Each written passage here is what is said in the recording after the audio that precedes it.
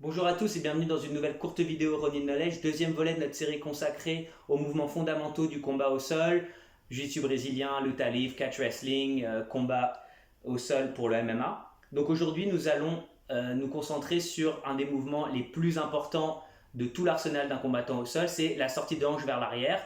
Et malgré son importance, ce mouvement est souvent négligé à l'entraînement. On néglige d'expliquer les formes qu'il peut prendre et comment l'utiliser efficacement. Donc je vais d'abord vous montrer ce qu'il ne faut pas faire. Donc si c'est ce que vous faisiez jusqu'à aujourd'hui, c'est terminé. La dernière fois que vous l'avez fait, c'est la dernière fois que vous allez le faire.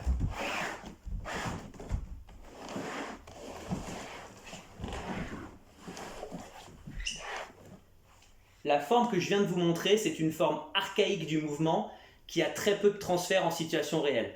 Maintenant, je vais vous montrer les deux principales formes du mouvement qui, utilisées de concert, vont multiplier vos chances de succès dans les sorties de contrôle.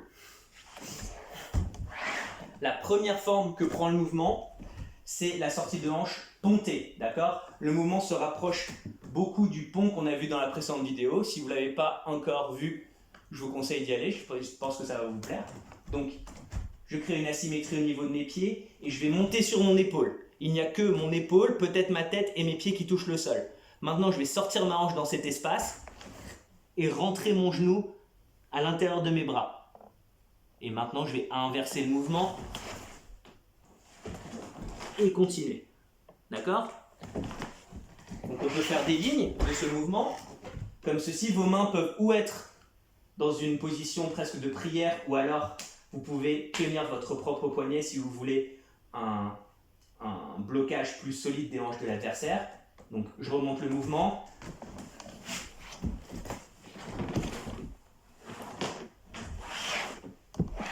Ce mouvement sert à déplacer l'adversaire. Et quand il est utilisé de concert avec la deuxième forme de sortie de hanche, qui est la sortie de hanche glissée, qui diffère de la sortie de hanche traînée que j'ai montrée au début, vous allez pouvoir à la fois libérer vos hanches et libérer vos jambes.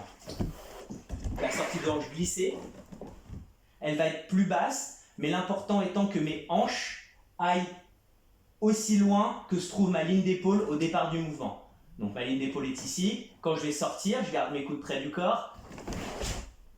Vous voyez, mes hanches sont au niveau ou au-delà de ma ligne d'épaule. Je peux aussi faire des lignes de ce mouvement.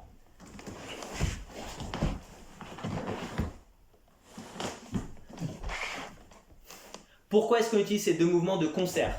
On va imaginer qu'il y a un adversaire en montée sur moi, une position très dangereuse.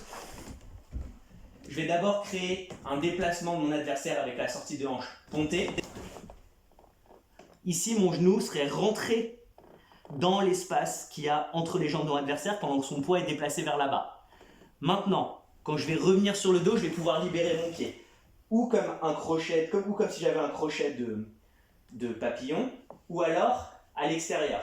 Mais reste à libérer mon autre jambe. Cette fois-ci, je n'ai pas la possibilité de ponter, je vais glisser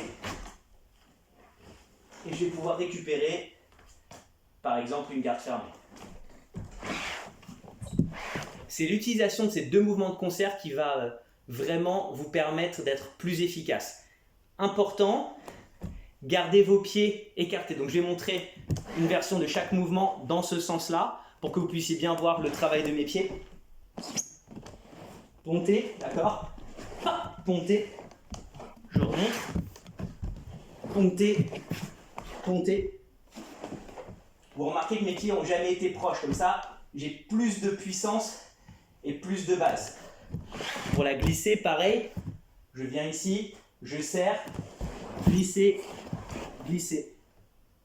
J'aime bien garder aussi mes orteils au sol pour avoir plus de traction. Glisser, glisser. Je peux reglisser. Maintenant, les deux utilisés de concert. On vient monter, glisser. Et regardez, j'ai créé énormément de distance qui va me permettre de revenir et de travailler efficacement.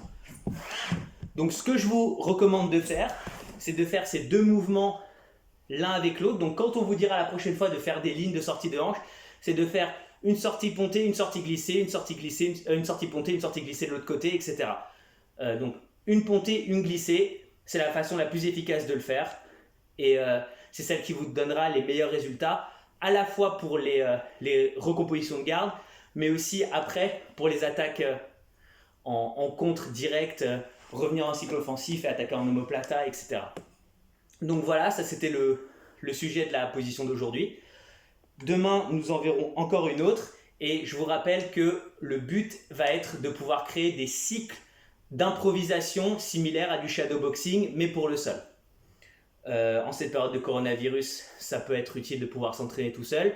Beaucoup des informations que vous allez voir ici sont tirées du DVD qui a été rendu public de John Danner consacré aux mouvements fondamentaux du sol. J'y ai rajouté des petits détails que j'ai appris à droite à gauche, que j'ai glané au cours de mes voyages, de ma pratique, de mes combats. J'espère que ça vous a plu et on se voit la prochaine fois. Os